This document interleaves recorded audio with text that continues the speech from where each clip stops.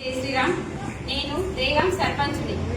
గత 2 సంవత్సరాల నుంచి రాజకీయంలోకి వచ్చి నేను నా దేగంలో ఎన్నో సేవలు చేసిన, ఎన్నో పనులు చేసిన. కష్టకాలంలో ప్రజలకు ఆదుకొని వాళ్ళు నాకు ఆశీర్వదించి నాకు సర్పంచ్ గెలిపించిండ్రు.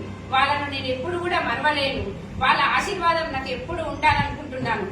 నేను అదే విధంగా గ్రామంలో ప్రతిరోజు 7 గంటల నుంచి గ్రామ పంచాయతీకి వచ్చి ప్రతిదినము కూడా ప్రజల సమస్యల దృష్ట్యా గాని ఏ సమస్యలైనా నా సమస్య అనుకొని నేను కష్టపడుతూ పనిచేస్తుండగా ఈ రోజు మా దేగాం గ్రామంలో ఒక ఇందిరమ్మ ఇల్లు గృహప్రవేశానికి నన్ను ఆహ్వానించినందుకు నేను దానికి మా వార్డు మెంబర్లు, ఉప సర్పంచ్ అందరికి ఇన్ఫర్మేషన్ ఇచ్చి వాళ్ళకి తీసుకొని ఆ గృహప్రవేశానికి వెళ్లడం జరిగింది.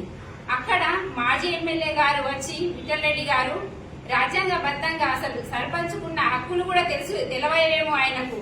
ఎన్నో సంవత్సరాల నుంచి రాజకీయం చేసి ఒక లాజదీవి ఒక మహిళా సర్పంచుకున్న రాజ్యాంగం తెలుసుకొని కూడా ఆమె హక్కులను కూడా తెలియకుండా మాట్లాడడం జరిగింది.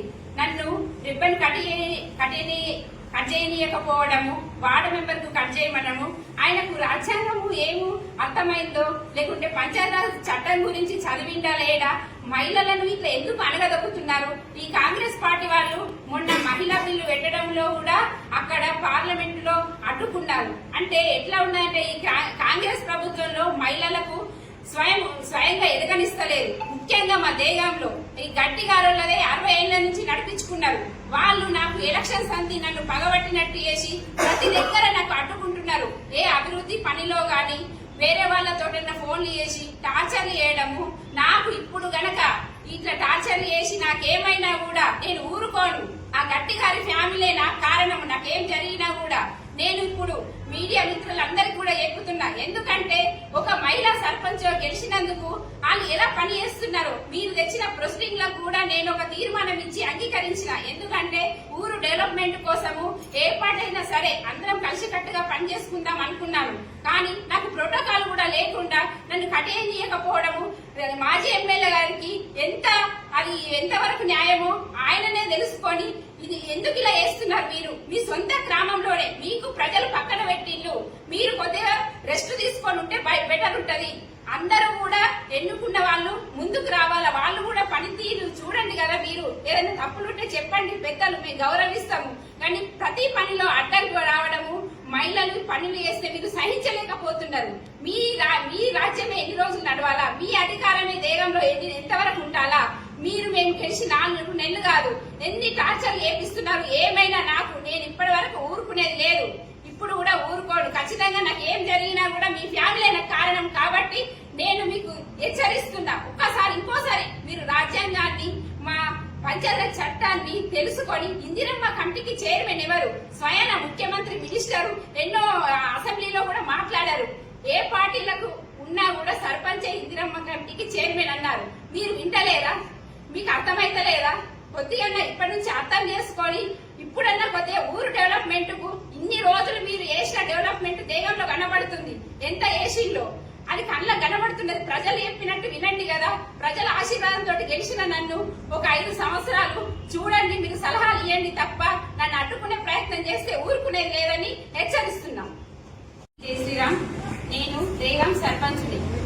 గత 2 సంవత్సరాల నుంచి రాజకీయంలోకి వచ్చి నేను నా దేగంలో ఎన్నో సేవలు చేసిన, ఎన్నో పనులు చేసిన. కష్టకాలంలో ప్రజలకు ఆదుకొని వాళ్ళు నాకు ఆశీర్వదించి నాకు సర్పంచ్ గెలిపించిండ్రు. వాళ్ళను నేను ఎప్పుడు కూడా మరవలేను. వాళ్ళ ఆశీర్వాదం నాకు ఎప్పుడు ఉండాలనుకుంటున్నాను. నేను అదే విధంగా గ్రామంలో ప్రతిరోజు 7 గంటల నుంచి గ్రామ పంచాయతీకి వచ్చి ప్రతిదినము కూడా ప్రజల సమస్యల దృష్ట్యా గాని ఏ సమస్యలైనా నా సమస్య అనుకొని నేను కష్టపడుతూ పనిచేస్తుండగా ఈ రోజు మా దేగాం గ్రామంలో ఒక ఇందిరమ్మ ఇల్లు గృహప్రవేశానికి నన్ను ఆహ్వానించినందుకు నేను దానికి మా వార్డు మెంబర్లు, ఉప సర్పంచ్ అందరికి ఇన్ఫర్మేషన్ ఇచ్చి వాళ్ళకి తీసుకొని ఆ గృహప్రవేశానికి వెళ్లడం జరిగింది. అక్కడ మాజీ ఎమ్మెల్యే గారు వచ్చి విఠల్ రెడ్డి గారు రాజ్యాంగబద్ధంగా అసలు సర్పంచుకున్న హక్కులు కూడా తెలవేమో ఆయనకు. ఎన్నో సంవత్సరాల నుంచి రాజకీయం చేసి ఒక లాజదీవి ఒక మహిళా సర్పంచుకున్న రాజ్యాంగం తెలుసుకొని కూడా ఆమె హక్కులను కూడా తెలియకుండా మాట్లాడడం జరిగింది. నన్ను రిబ్బన్ కట్ చేయనీయకపోవడము, వార్డు మెంబర్ కు కట్ చేయమనము, ఆయనకు రాజ్యాంగము ఏమో అర్థమైందో లేకుంటే పంచాయతీ చట్టం గురించి చదివిండా లేడా, మహిళలను ఇట్లా ఎందుకు అనగదొక్కుతున్నారు? ఈ కాంగ్రెస్ పార్టీ వాళ్ళు మొన్న మహిళా బిల్లు పెట్టడంలో కూడా అక్కడ పార్లమెంట్ లో అడ్డుకున్నారు. అంటే ఎట్లా ఉన్నాయంటే ఈ కాంగ్రెస్ ప్రభుత్వంలో మహిళలకు స్వయంగా ఎదగనిస్తలేదు. ముఖ్యంగా మా దేగంలో ఈ గట్టిగారులదే 60 ఏళ్ల నుంచి నడిపించుకున్నారు. వాళ్ళు నాకు ఎలక్షన్స్ అంది నన్ను పగబట్టినట్టు చేసి ప్రతి దగ్గర నాకు అడ్డుకుంటున్నారు. ఏ అభివృద్ధి పనిలో గాని వేరే వాళ్ళతో ఫోన్లు చేసి టార్చర్లు చేయడము. నాకు ఇప్పుడు గనక ఇట్లా టార్చర్లు చేసి నాకేమైనా కూడా నేను ఊరుకోను. ఆ గట్టిగారి ఫ్యామిలీ నాకు కారణం. నాకేం జరిగినా కూడా నేను ఇప్పుడు మీడియా మిత్రులందరికీ కూడా చెప్పుతున్నా. ఎందుకంటే ఒక మహిళా సర్పంచ్ గెలిచినందుకు వాళ్ళు ఎలా పని చేస్తున్నారు, మీరు తెచ్చిన ప్రొసీడింగ్ లకు కూడా నేను ఒక తీర్మానం ఇచ్చి అంగీకరించిన. ఎందుకంటే ఊరు డెవలప్మెంట్ కోసము ఏ పాటైనా సరే అందరం కలిసికట్టుగా పని చేసుకుందాం అనుకున్నాను. కానీ నాకు ప్రోటోకాల్ కూడా లేకుండా నన్ను కట్టేయకపోవడము మాజీ ఎమ్మెల్యే గారికి ఎంతవరకు న్యాయమో ఆయననే తెలుసుకొని ఇది ఎందుకు ఇలా చేస్తున్నారు? మీరు మీ సొంత గ్రామంలోనే మీకు ప్రజలు పక్కన పెట్టిళ్ళు, మీరు కొద్దిగా రెస్ట్ తీసుకొని ఉంటే బెటర్ ఉంటది. అందరూ కూడా ఎన్నుకున్న వాళ్ళు ముందుకు రావాలా, వాళ్ళు కూడా పనితీరు చూడండి కదా. మీరు ఏదైనా తప్పులుంటే చెప్పండి, పెద్దలు మేము గౌరవిస్తాము. కానీ ప్రతి పనిలో అడ్డంకి రావడము, మహిళలు పనులు చేస్తే మీరు సహించలేకపోతున్నారు. మీ రాజ్యమే ఎన్ని రోజులు నడవాలా? మీ అధికారమే దేశంలో ఎంతవరకు ఉండాలా? మీరు మేము గెలిచి 4 నెలలు కాదు, ఎన్ని టార్చర్లు ఏపిస్తున్నారు. ఏమైనా నేను ఇప్పటి వరకు ఊరుకునేది లేదు, ఇప్పుడు కూడా ఊరుకోడు. ఖచ్చితంగా నాకు ఏం జరిగినా కూడా మీ ఫ్యామిలీ నాకు కారణం కాబట్టి నేను మీకు హెచ్చరిస్తున్నా. ఇంకోసారి మీరు రాజ్యాంగాన్ని మా పంచాయతీ చట్టాన్ని తెలుసుకొని ఇందిరమ్మ కమిటీకి చైర్మన్ ఎవరు? స్వయాన ముఖ్యమంత్రి, మినిస్టర్ ఎన్నో అసెంబ్లీలో కూడా మాట్లాడారు.